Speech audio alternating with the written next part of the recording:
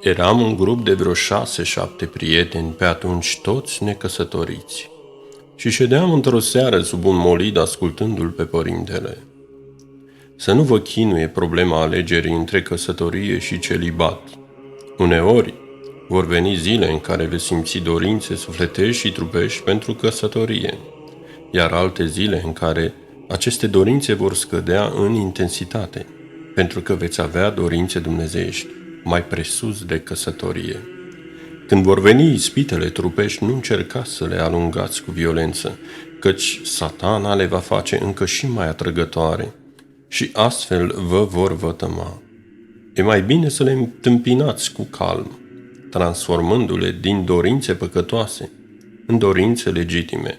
Să vă spuneți atunci: poate mă voi căsători și mă voi bucura de plăcerile conjugale așa cum vrea Hristos. Când iarăși veți avea dorințe de feciorie, să le primiți cu recunoștință, cultivând în taină arta sfințeniei. Cândva balanța va înclina fie într-o parte, fie într-alta. Unii se străduiesc să se sfințească luptând împotriva patimilor și păcatelor, iar alții, iubind pe Hristos și voia Lui. Primii ajung să împlinească puține lucruri, căci lupta lor este foarte dură, pe când aceștia din urmă înfăptuiesc mai multe, deoarece când îl iubești pe Hristos, patimile și păcatele își pierd orice farmec și atracție în fața bucuriei pe care o simți iubindu-L pe El. Când vin zorile și intră în odaie lumina, bezna se risipește îndată. Părintele se opri. Părea că se gândește la ceva, apoi începu iar. Poate nu ar trebui să vă spun asta, dar totuși vă spun. Se întâmplă să ajungă omul la o vârstă înaintată și încă să mai oscileze între căsătorie și celibat. Atunci Satana lansează asupra lui cel mai greu atac.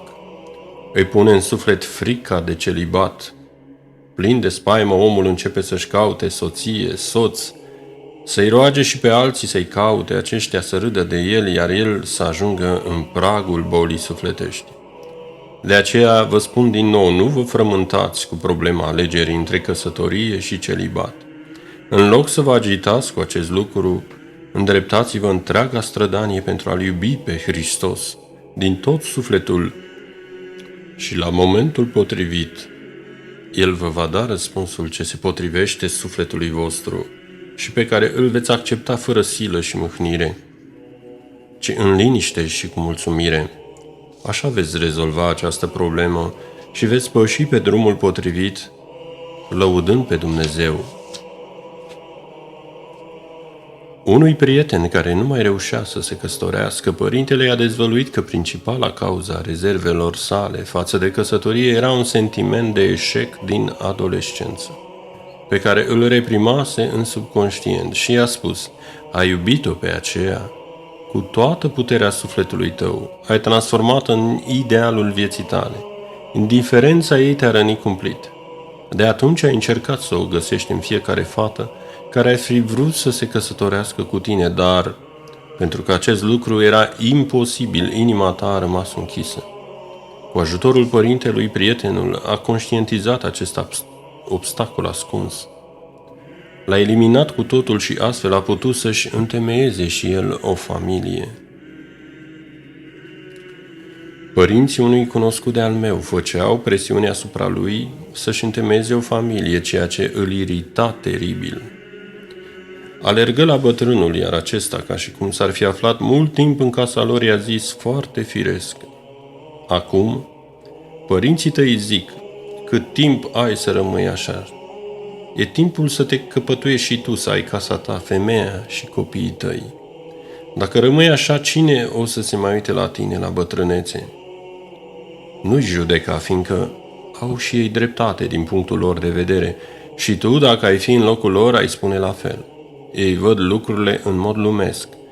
Vor să trăiești bine și să ai bătrânezi liniștite. Dar câți nu sunt aceia care, deși au familie, sunt părăsiți de copii și au parte de bătrâneți îndurerate?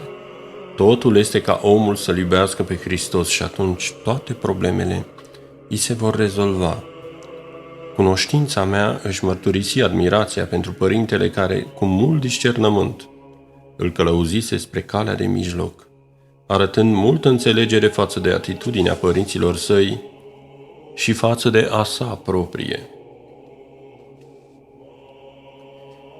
Era prin martie, în anul 1972, când un fiu duhovnicesc al părintelui Porfirie îl vizită la Sfântul Nicolae în Calisia, pentru a-i cere sfatul într-o problemă personală.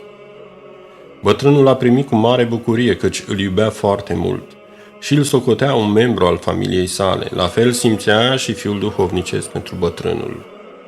După ce au vorbit ca de obicei câteva ore despre multe și felurite lucruri, părintele i-a zis: vorbește-mi acum despre problema care te frământă atât de mult. Dar de unde știți despre ea, că eu nu am spus nimănui? Hai, binecuvântatule, vorbește. Într-adevăr, în perioada aceea tânărul pe atunci cunoscuse o fată și înainte de a oficializa legătura cu ea, voia să afle și părerea părintelui, așa cum făcea ori de câte ori avea vreo problemă. Și dacă nu avea binecuvântarea bătrânului, atunci nu mai înainta nimic. Îi povesti deci totul și ceru părerea. Ai o fotografie de a ei? Îi dădu una. Părintele a privit-o mult timp fără să vorbească. Ce vedeți, bunicuțule? De ce nu spuneți nimic? E bună sau nu? E foarte bună, numai că e încăpățânată și îți va fi foarte greu să o scoți la capăt cu ea. Ei, păi atunci o să mă despart de ea. Ba nu, doctorii ți-ai vrut, doctorii ți-a dat Domnul. Ce despărțire mai vrei acum? Hai că și părinții tăi o iubesc foarte mult și sunt foarte bucuroși pentru tine. Vor ca, înainte de a-și da ei Duhul, să te vadă fericit și la casa ta. Mergi înainte. Eu mă voi ruga mult. Va deveni și ea fiica mea duhovnicească. Veți veni împreună des să mă vedeți. Iar eu mă voi bucura, vă voi iubi și mă voi mândri cu voi. Știi cât de mult te iubesc și știu cât și tu mă iubești mult. Fiți binecuvântați. Toate vor merge spre bine cu ajutorul lui Dumnezeu. Așa s-a și întâmplat. Tânărul s-a căsătorit, fata a devenit fiica duhovnicească a părintelui și încă una din cele mai alese, din care motiv și pe ea o iubea bătrânul foarte mult. Totuși cuplul își începu viața cu multe mâhniri, supărări și necazuri. Multe necazuri. Fata nu putea face copii și, în ciuda asigurărilor, bătrânului era stăpânită de o mare neliniște. Fusese la tot felul de consultații chinuitoare și costisitoare. Părintele însă insista: vei avea un copil, nu te mai chinui și nu mai cheltui bani de pomană. Îți spun, vei avea un copil. Într-adevăr a născut mai apoi un băiețel drăgălaș, luminat de Dumnezeu și binecuvântat de însăși mâna bătrânului. E demn de remarcat faptul că acest cuplu a avut numai un copil. De aceea spusese părintele: vei avea un copil, nu vei avea copii. Cine bagă de seamă la cuvintele lui, trage cu ușurință concluziile. Acest detaliu constituie cheia descifrării sensului celor spuse de părintele. Când a văzut pentru prima dată copilul nou născut, bătrânul le-a spus părinților: acesta este copilul rugăciunilor.